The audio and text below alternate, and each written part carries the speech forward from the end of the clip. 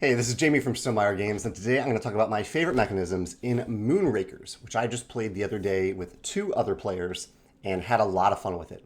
Moonrakers is a deck building game with a strong sense of collaboration, even though it's a competitive game. And that ties directly to my favorite mechanism in the game, which is how the missions work. Basically, on your turn, on most turns of the game, you're going to be looking at this card display up here, and you're going to be choosing a mission and saying, either I'm going to go for this alone and see if I can pull it off, or does anyone want to help me complete this mission? Because the resources that you have to complete the mission are essentially limited to the cards that you have in your hand. Now there's a card that says gain extra actions, because typically you can only play 1 card. If you play that card, then you have 2 extra actions to play after that. There is a card, the yellow card, lets you draw more cards. So there's a little bit of push your luck to this as well. You might aim for a mission where you don't quite have the resources yet, but you were hoping to draw into them, or draw into even more actions, so you can continue to play actions and play more and more cards. But generally, many of the missions are difficult enough that you cannot complete them alone. You need the help of other players. And so it leads to table talk. You're actively collaborating and negotiating with other players. And this is the other key to it, because you can exchange anything related to the mission as part of this collaboration, as part of this negotiation. So if a mission would give you 3 victory points, 2 damage dice to potentially deal damage to you, and a coin, say, and maybe even a card. Maybe it'll give you a bonus card too.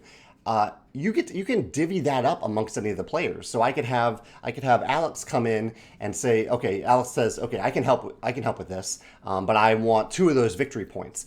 And then maybe even another player might come in and say, I can help just a little bit. All I want is 2 coins. And so it leads to this really fun collaborative element of the game. And it also leads to these moments where you're like, okay, I just want to go at this one specific mission alone. I want to see if I can pull this off without giving anything to anyone else. So there's this constant decision here. Do I want to help other players, or do I want to bring them in on these missions, or do I want to go at it myself? And you have those decisions when it's not even your turn, because all players are faced with this decision on their turn.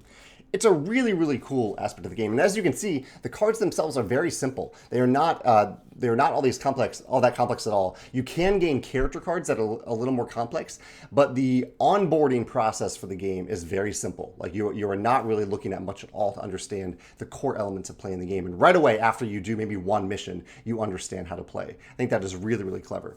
One other quick thing that I did enjoy about the game are the upgrade cards. They're these square cards that you can get. They permanently upgrade your ship. I think it's your ship, maybe your space station. They are permanent upgrades that do not enter your hand. They are square cards, so the game is clearly showing you through its design that they are not cards that go into your deck. Instead, they're going on your player mat, and they're giving you ongoing abilities. And some of my favorite abilities were abilities that gave other players benefits if they joined you for a mission. And so I didn't have any of those in the game that I played, but one of the other players had one that said, if someone joins you for a mission, they get to draw a card as part of that mission. And so it is a mutually beneficial thing, because if you're bringing someone else on a mission, you want them to draw more cards so they have the more potential to actually help you out. And at the same time, it's an extra incentive for other players to join you in that mission because they're getting an extra card draw out of it. It was just a really, really cool sense of collaboration in a competitive game that I really, really enjoyed. I'd love to hear your thoughts on Moonrakers if you've played this game. And if you can think of any other games that use a system kind of like this, the only one that I can think of is Sidereal Confluence, which is much more complicated, but it does have a little similar feel to the collaboration in terms of trading instead of mission completion. But yeah, I'd love to hear your thoughts on Moonrakers or any other games that have a similar collaborative mission aspect to them. Thanks.